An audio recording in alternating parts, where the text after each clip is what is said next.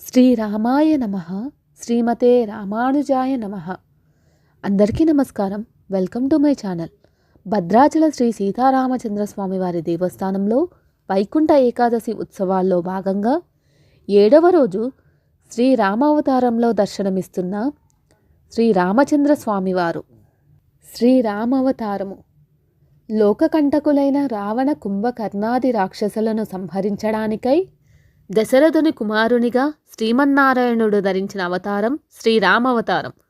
వ్యక్తిగత సౌఖ్యాల కన్నా ధర్మాచరణమే ఉత్తమమైనదని, అదే శాశ్వతమైనదని భావించి పరిపూర్ణమైన మానవుడు ఎలా ఉండాలో ఆచరించి చూపించిన ఆదర్శ పురుషుడు, మర్యాద పురుషోత్తముడు, మూర్తీభవించిన ధర్మస్వరూపుడు శ్రీరామచంద్రుడు.